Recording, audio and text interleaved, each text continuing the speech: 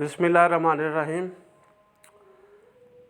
I am Muhammad Ehsan Chatta, Assistant Professor, Government Degree College, Chichavatani. Dear student of the BSc Physical Chemistry of 3rd year class and 4th year class, let us learn about the Kohlrausch law. In 1874, Kohlrausch law formulated the law of independent migration of the ions based on the experimental data of the conductivities of various electrolytes. This law can be stated as follows: at infinite dilution, the dissociation of electrolyte is complete, and hence each ion make definite contribution to the equivalent conductivity of the electrolyte, irrespective of the nature of the other ion associated with it. So, according to Kohlrausch law, at infinite dilution, every ion contributes its equivalent conductivity to total conductivity, irrespective of the nature of ion associated with it. Therefore, the limiting equivalent conductivity of an electrolyte is algebraic sum of the limiting equivalent conductivity of its constituent ions. For example, it means that the limiting equivalent conductivity of electrolytes delta naught is equal to sum of the limiting equivalent conductivities of the cations and anion respectively, represented with lambda naught positive cation limiting conductivity and lambda naught minus anion limiting conductivity.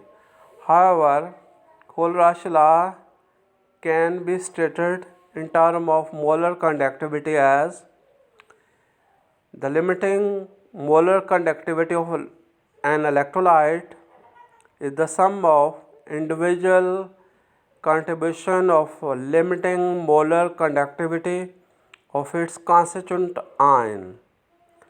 It implies that the molar equivalent conductivity of an electrolyte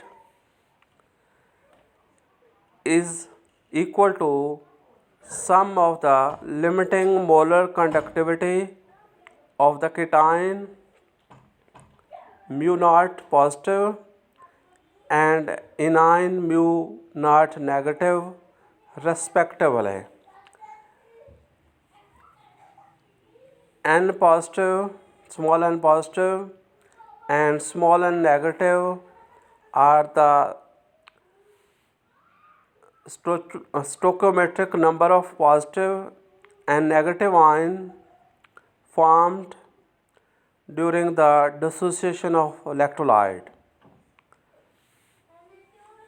So these are the two definitions about limiting equivalent conductivity and limiting molar conductivity of the ions that describe the Kohlrausch law.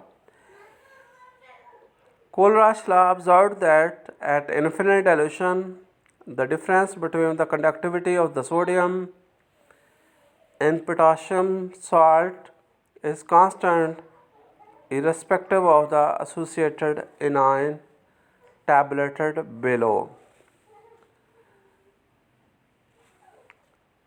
The molar conductivity of the sodium chloride, potassium chloride, its difference is 21.2 20, that is equal. Similarly, sodium nitrate and potassium nitrate conductivity difference is the similar 21.17. Sodium bromide and potassium bromide 21.20. Kohlrausch law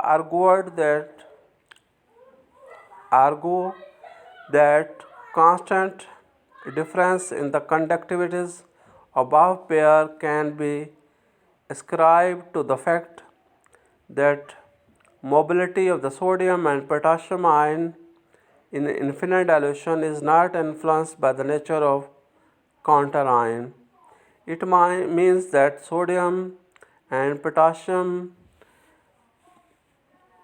moving not influenced by the presence of an ion, either it is chloride, nitrate or bromide. The total conduction difference is the similar.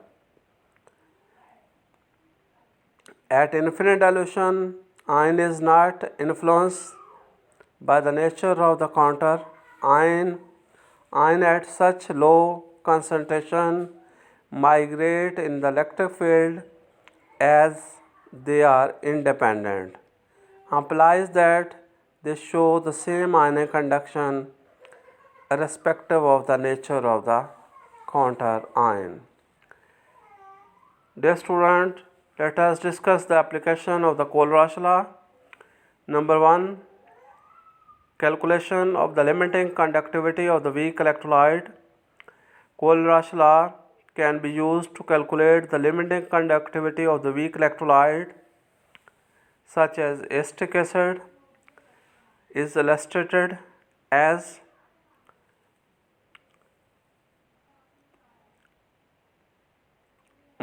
molar conductions of the acetic acid will be equal to molar conduction of the acetate ion plus the molar conduction of hydrogen positive ion.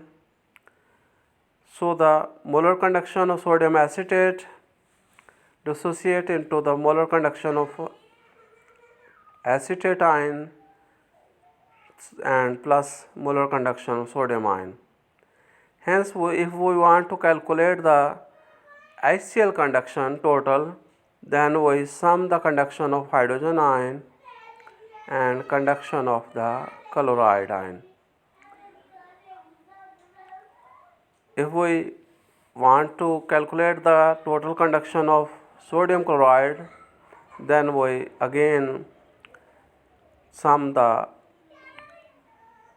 conduction of the sodium ion and chloride ion. Therefore, conduction of acetic acid will be total conduction of sodium acetate plus the conduction of the HCl, and it is subtracted by the conduction of sodium chloride by जो है वो minus by eliminating the conduction of sodium and chloride, we get remaining conduction of acetic acid. Number 2, second application, determination of degree of ionization of weak electrolyte. Degree of ionization of weak electrolyte at particular concentration is equal to the ratio of actual number of ions formed during partial ionization to the expected number of ions formed upon complete dissociation. It is represented by degree of dissociation ion by alpha, which is equal to actual number of ions formed due to partial dissociation divided by expected number of particles formed due to complete dissociation. Since the conduction is proportional to number of ions in the solution, the degree of ionization is equal to the conduction ratio as given below. The degree of conduction will depend upon the equivalent conduction at given concentration and limiting equivalent conductivity यानी equivalent conductivity at given concentration divided by limiting equivalent conductivity will be equal to equivalent conductivity at given concentration divided by limiting conductivity of the cation and sum of the limiting conductivity of the anions. That will be equal to degree of dissociation of the ion of weak electrolyte. Thank you student. Allah Hafiz. See you next time.